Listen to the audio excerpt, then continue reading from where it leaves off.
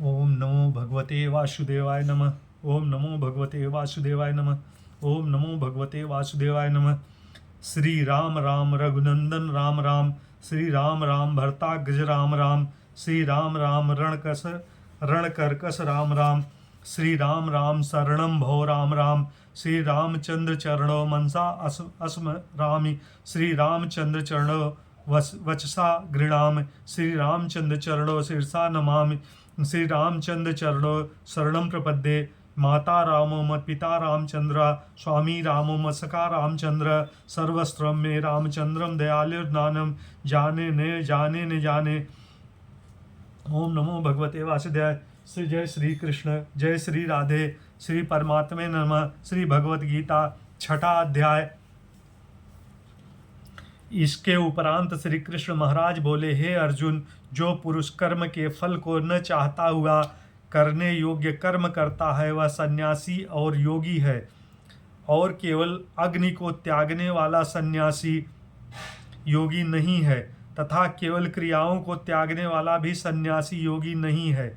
इसलिए हे अर्जुन, जिसको सन्यास ऐसा कहते हैं उसी को तू योग जान, क्योंकि संकल्पों को न त्यागने वाला कोई भी पुरुष योगी नहीं होता।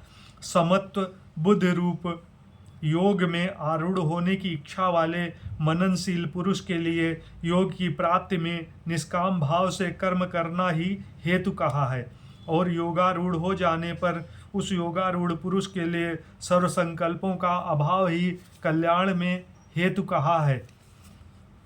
जिस काल में न तो इंद्रियों के भोगों में आसक्त होता है तथा न कर्मों में ही आसक्त होता है, उस काल में सर्वकल्प संकल्पों का त्यागी पुरुष योगारूढ़ कहा जाता है।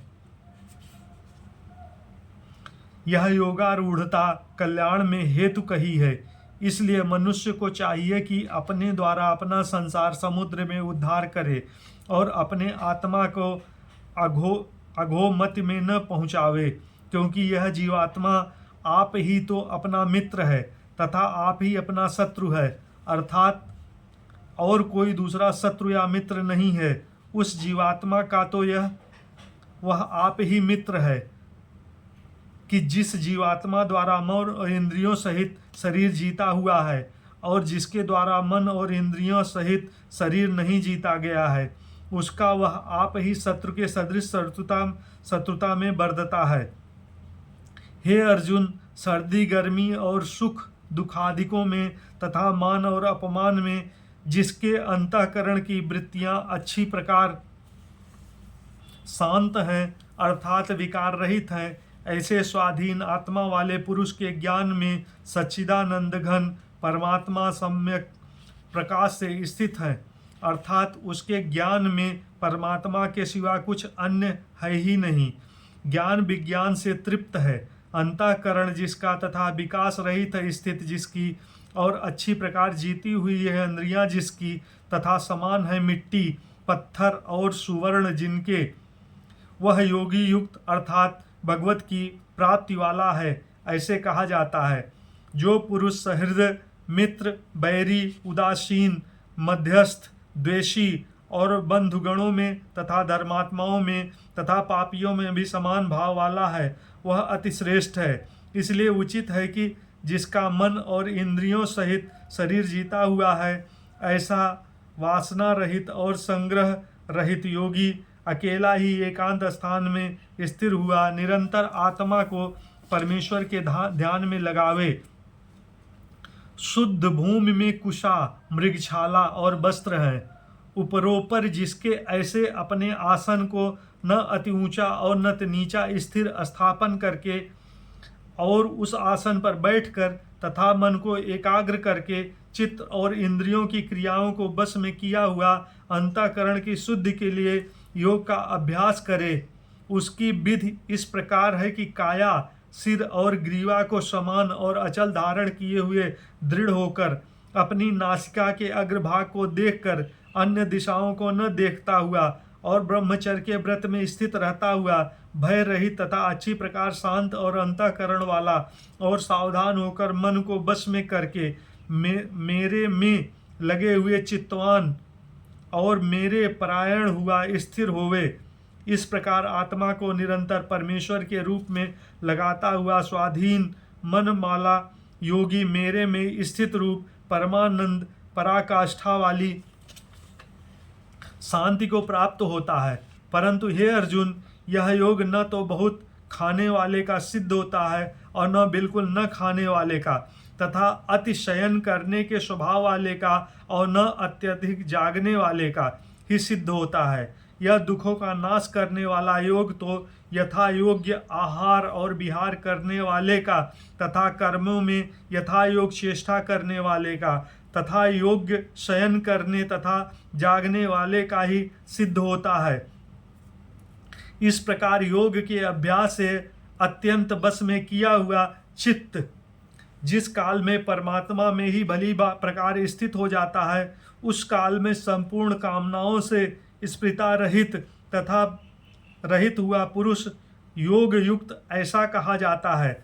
जिस प्रकार वायु रहित स्थान में स्थित दीपक चलायमान नहीं होता है, वैसे ही उपमा परमात्मा के ध्यान में लगे हुए योगी के जीते हुए चित्त की कही गई है।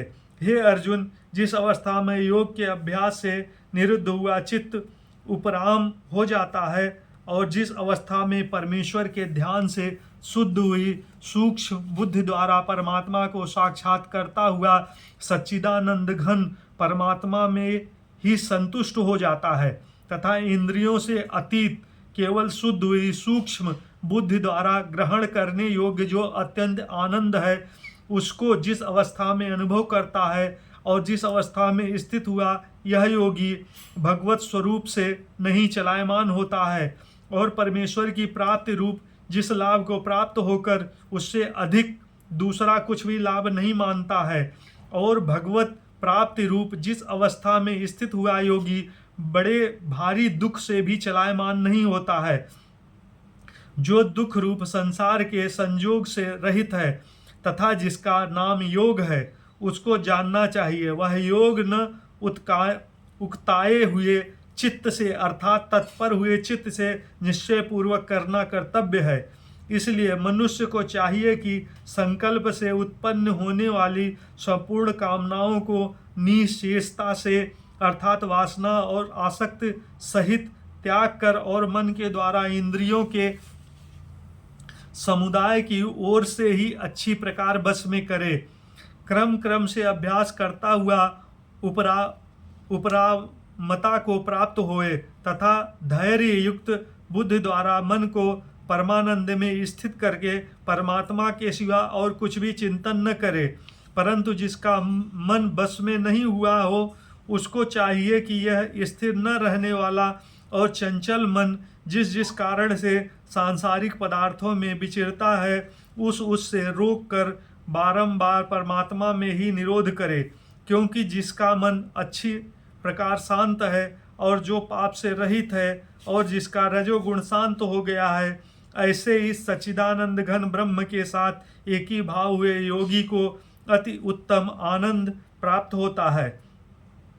वह पाप रहित योगी इस प्रकार निरंतर आत्मा को परमात्मा लगाता हुआ सुखपूर्वक परम ब्रह्म परमात्मा की प्राप्ति रूप अनंत आनंद को अनुभव करता है।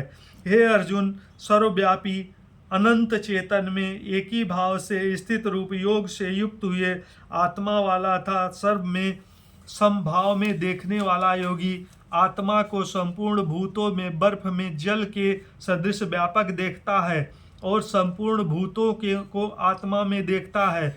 अर्थात जैसे स्वप्न से जागा हुआ पुरुष स्वप्न के संसार को अपने अंतःकरण संकल्प के आधार देखता है, वैसे ही वह पुरुष संपूर्ण भूतों को अपने सर्वव्यापी अनंत चेतन आत्मा के अंतर्गत संकल्प के आधार देखता है।